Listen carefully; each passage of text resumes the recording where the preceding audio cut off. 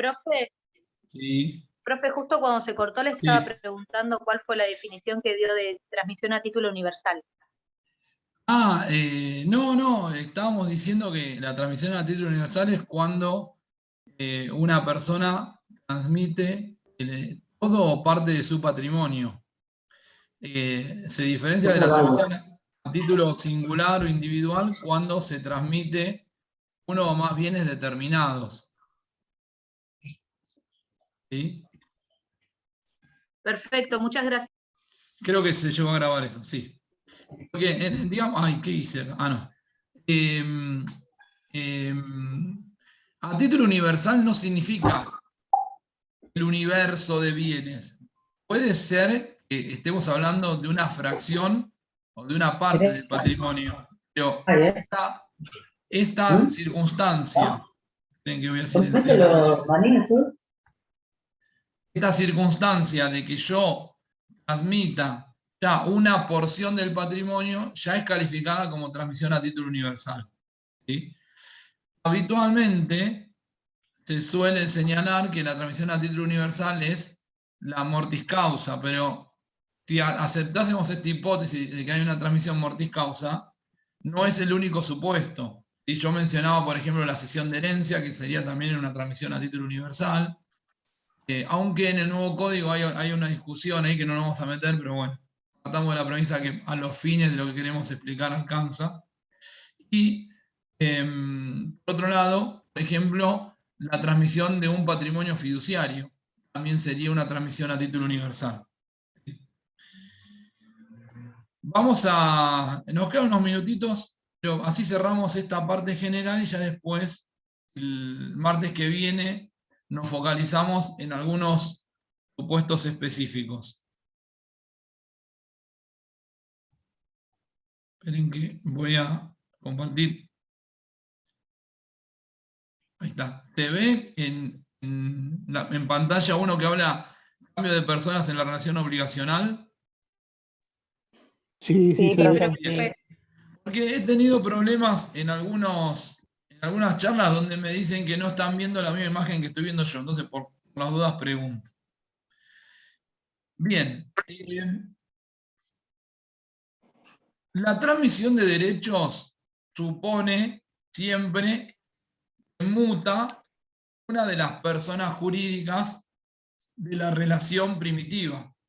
¿Sí? Habitualmente suele ser el acreedor, aunque no debemos, no debemos dejar de remarcar que digamos, en la concepción moderna del derecho también es posible que se produzca lo que sería una cesión, una transmisión de deuda. ¿Sí? Nosotros hoy nos estamos focalizando digamos, en aquella persona que puede, digamos, ¿cuál es una noción relativamente breve de derecho? ¿Sí? Es la facultad de exigir de otra persona el cumplimiento de determinada conducta. ¿Sí? Es decir, que en general, cuando hablamos de transmisión de derecho, nos posicionamos en la figura del acreedor. Pero en la concepción clásica, perdón, moderna, ya se habla de la posibilidad de que también se pueda ceder una deuda, un débito. ¿Sí? Esto después vamos a profundizar sobre la cesión de deuda y cómo está consagrada en el Código Civil y Comercial. Aunque es necesario hacer una distinción. Cuando yo cedo un derecho, alcanza con notificar, con comunicar de la cesión de la transmisión del derecho al deudor. Cuando yo cedo una deuda, no alcanza con notificar, sino que necesito la conformidad del acreedor. Y esta es una diferencia sustancial, porque en un caso basta con la comunicación, en el otro se requiere la conformidad. ¿Sí? Esto servirá para entender digamos, lo importante que es la distinción entre conformidad y notificación. ¿Sí? Ahora, ¿qué hipótesis pueden llegar a darse en transmisiones de derechos? Cambio del acreedor. ¿Sí? Y el cambio del acreedor puede producir, es decir, quien tenía el derecho de exigir el cumplimiento de la prestación, recuerden, definición del 724 del código, muta, esa persona deja su lugar a otra. Ahora, ¿cómo se produce la mutación o el cambio del acreedor? Una hipótesis sería la cesión de derechos. Celebra un contrato de cesión de derechos por el cual el acreedor cede la prestación o el derecho de exigir el cumplimiento de la prestación a un tercero. Después se habla del endoso, ¿sí? Como también una hipótesis de cambio de acreedor. El endoso, a diferencia de la cesión de derechos, no supone la celebración de un contrato, sino que alcanza con la mera entrega del documento para que pero ¿por qué se fue de pantalla? Para que el endosado, sí, ahí está, para que el endosado reciba la posibilidad de exigir el pago del título. El endoso es una figura que está pensada en función, por ejemplo, de un cheque, un pagaré, una factura de crédito, etc. ¿Sí? Otra hipótesis tiene que ver con la subrogación en el pago. ¿Sí? Esto es lo que yo les mencionaba al principio de la clase, que vamos a profundizar el próximo martes. ¿Cuándo hay subrogación? Yo tengo en la relación primitiva un acreedor y un deudor. El deudor es el que debe cumplir con la prestación en beneficio del acreedor. Un tercero cumple la prestación que debía cumplir el deudor. ¿Sí? Y esto genera el cambio del acreedor, porque si hay algo que tenemos que dejar en claro en el pago por subrogación, es que no se extingue la obligación, sino que cambia el acreedor.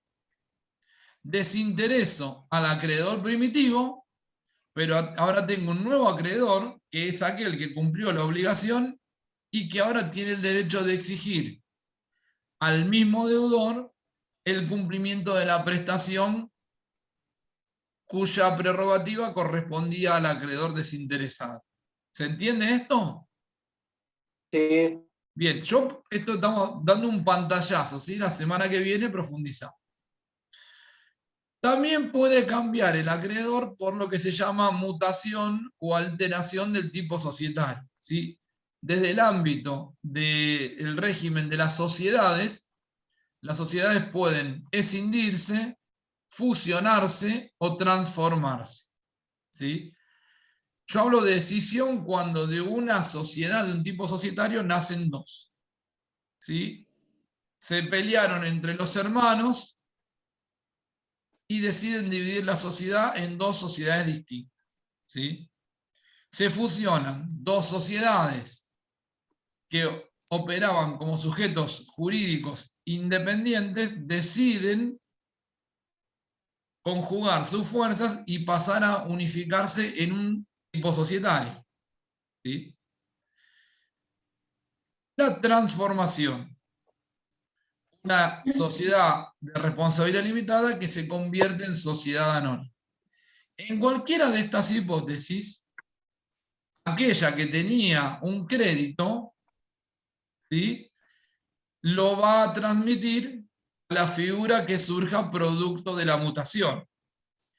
Si, por ejemplo, se produce una fusión, la sociedad fusionada va a recibir todos los créditos de las sociedades que se fusionan. Si se produce una escisión, las sociedades escindidas deberán acordar cuál de ellas recibe el crédito. Y si se produce una transformación, indudablemente, la sociedad transformada es la que recibe los créditos de la sociedad antecedente. ¿Sí?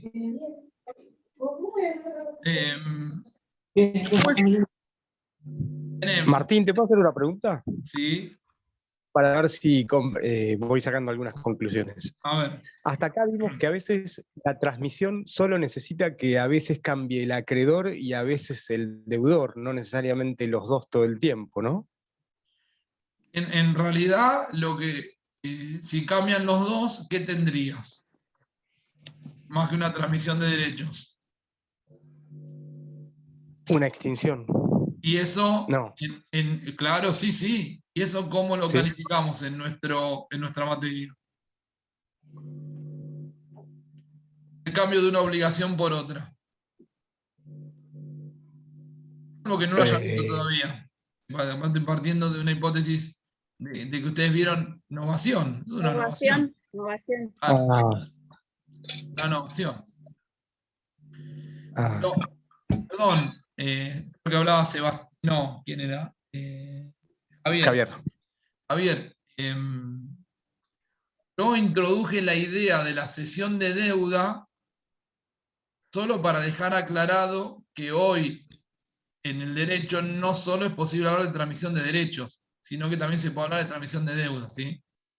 Sí, exacto. Para que quede claro que cuando hablo de transmisión de derechos nunca puedo pensar en la transmisión de una deuda. Pero sí dejar en claro que hoy es posible transmitir una deuda. Algo que en el derecho clásico era impensado. Sí, perfecto, porque lo que decías recién, viene un tercero y Sí. hace el pago, de alguna manera también puede haber sido es una manera encubierta de llamar a alguien que lo quiere vender y conseguir a alguien que se lo compre. Bueno, lo que pasa que esto viene de una regla general que ya estaba contemplada en el Código de Vélez, no es nueva, que es que el acreedor está obligado a recibir el pago aun cuando no provenga del deudor. ¿Sí? Lo que sucede es que cuando el pago no proviene del deudor, se produce un cambio en el acreedor. Se satisface el crédito del acreedor primitivo, pero ese crédito ahora se traslada al acreedor que cumplió la prestación. Por eso hay una subrogación. Perfecto, gracias. ¿Sí? Y los últimos dos supuestos son las ejecuciones forzadas, ¿sí? Es decir, cuando una persona tiene una deuda, ¿sí? Y le incumple, y se produce la subasta de un bien, ¿sí? Ese bien se traslada al adquirente, ¿sí? Que, digamos, emerge como consecuencia de la pública subasta. Ahí también se produce un cambio en el acreedor, porque ese adquirente recibe las deudas que recaían sobre, recibe los créditos, ¿sí? Que estaban en poder del deudor vencido. ¿Entienden? Lo hice medio confuso. No, profe, perdón, a mí se me viene un ejemplo. Por ejemplo, nos pasó a nosotros, mi viejo tuvo una deuda con tal banco y Sí. ese banco nos quería cobrar la deuda a nosotros y como el banco no lo pudo cobrar, el acreedor pasó a hacer un estudio jurídico, por ejemplo. Claro, pero ahí se me ocurrió a la mí, ejecución. No, ¿sabes? Lo que pasa es que deudas y claro, después de ejecución forzada, que no. ¿Por qué teníamos que pagar nosotros una deuda que no contrajimos por parte de un padre, no? No, pero la ejecución forzada es cuando un bien estaba en poder de una persona mediante una acción coercitiva autorizada judicialmente, pasa a manos de un tercero. ¿Sí? Voy a ponerte un ejemplo cualquiera. Una persona, yo siempre vuelvo al mismo ejemplo porque quizás es la forma más fácil de explicar. ¿Sí? una persona tiene un crédito contra otra, ¿sí? Para que esa persona le satisfaga determinada suma de dinero. ¿Me siguen hasta acá? Ese crédito que tiene este acreedor, a su vez, forma parte de su patrimonio y que en caso de que ese acreedor a su vez sea deudor de un tercero, puede ese tercero pedir la ejecución forzada de ese crédito para satisfacer su interés, ¿sí? Entonces, cuando se produce la ejecución forzada del crédito, ese crédito pasa de manos del deudor a manos del tercero adquirente en la ejecución forzada. Esto es lo que yo quise transmitir como idea. ¿Se entiende? Sí. Sí. Bueno, vamos llegamos hasta acá. Creo que, esperen que dejo de compartir. Creo que con esta idea general, ya más o menos es suficiente para que la semana que viene vayamos a situaciones puntuales, ¿sí? De todas maneras, les voy a subir el PowerPoint completo al campus, así lo van viendo.